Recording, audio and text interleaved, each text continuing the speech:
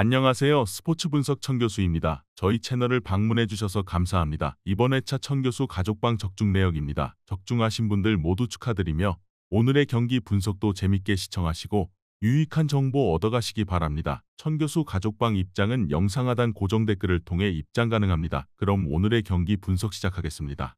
5월 9일 해외 축구 4경기 분석 시작하겠습니다. 첫 번째로 인도네시아 대 기니 경기 알아보겠습니다. 인도네시아는 올림픽 진출을 위한 마지막 기회라고 할 수 있다. 하지만 경기 내적으로 피지컬에서 우즈벡에게 크게 밀리거나 골이 취소된 이후로는 멘탈이 깨지는 모습을 보여주는 등 안정적으로 경기를 풀어간 것은 아니었다. 인도네시아가 기니보다 체력적으로도 불리할 가능성이 높은데 대회를 마친 뒤 사실상 4일 정도 밖에 준비를 할 시간이 없다고 보는 편이 낫다. 기니의 경우는 현재 A대표팀에 차출이 된 경험이 있거나 프랑스, 스페인 등 유럽에서 플레이를 하는 선수들의 비중이 상당히 높다. 아프리카 대회는 10개월 전에 끝난 상황이라서 준비할 시간도 많다는 점은 이점이다. 동기부여 측면에서도 이미 3번의 기회 중 2번을 날린 상황이라서 인도네시아와 마찬가지로 사력을 다해 임할 것으로 볼 수 있을 것 같다. 기니가 유리한 상황으로 볼 수 있을 것이다. 준비 기간이나 전력에서 객관적인 평가는 기니가 우위라는 여론이 다수다. 경기 내에서도 피지컬적인 면이나 멘탈적인 면에서 안정적으로 인도네시아가 안정적으로 플레이를 한 것은 아니었다고 보는 편이 낫다. 이번 경기 기니 승을 추천합니다. 핸디 언어버 및 최종 조합은 고정 댓글 링크를 통해 가족방에서 확인해주세요.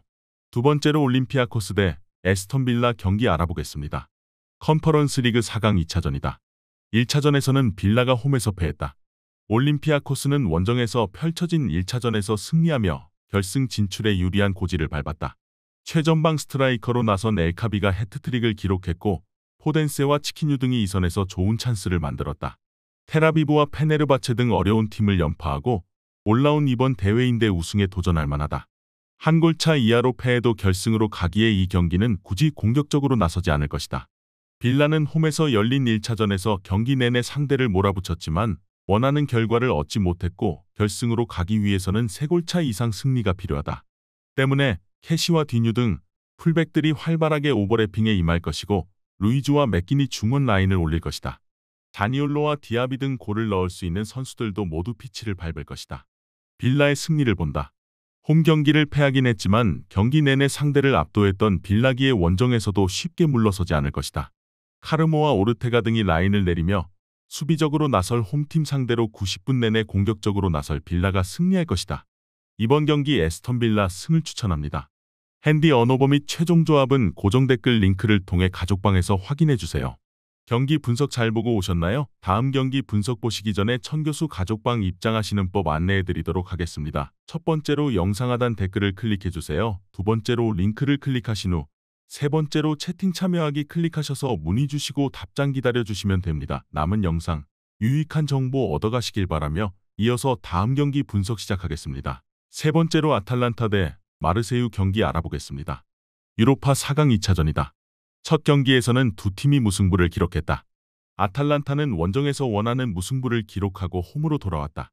코파 이탈리아 준결승에서는 피오렌티나를 제압하고 결승에 진출해 우승을 노릴 기회를 잡았는데 2개 대회 결승 진출을 노린다. 지난 주말 리그 경기에서는 로테이션을 안정적으로 가동하며 승리했고 이번 경기에 베스트 11이나 설 수 있다.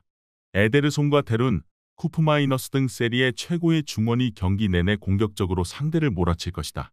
마르세유는 1차전에서 은벤바의 골이 터졌음에도 승리하지 못했기에 불리한 입장이다.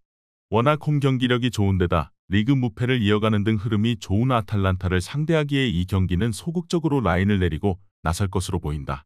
사르와 은디아예 등 측면 공격수들이 적극적인 압박으로 상대의 공세를 막아내려 할 것이고 베레타우트가 수비 보호에 열을 올릴 것이다.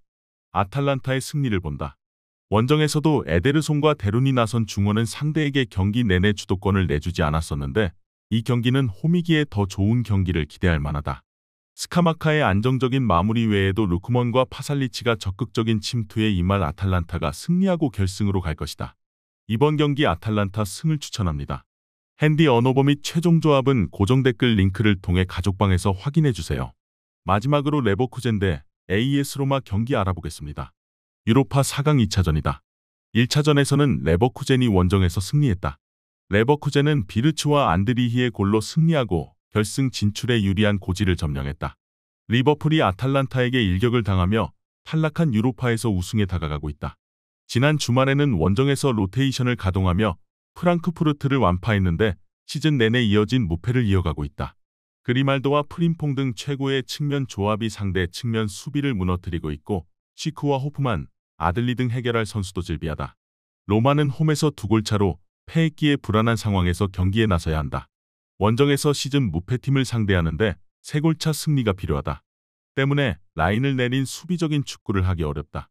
루카쿠와 디발라가 경기 내내 문전 침투를 노려야 하고 펠레그리니와 파레데스가 중원 라인을 올려야 한다. 레버쿠젠의 승리를 본다. 로마는 홈에서도 레버쿠젠 상대로 위협적인 기회를 몇 차례 만들지 못했다. 안드리히와 자카가 나선 레버쿠젠의 중원을 넘어서는데 고전한 것이 컸다. 그리고 이 경기는 원정이기에 더 고전할 수 있다. 프림퐁과 인카피에 그리말도와 비르츠가 측면을 지배할 레버쿠젠이 승리할 것이다. 이번 경기 레버쿠젠 승을 추천합니다. 핸디 언어버 및 최종 조합은 고정 댓글 링크를 통해 가족방에서 확인해 주세요.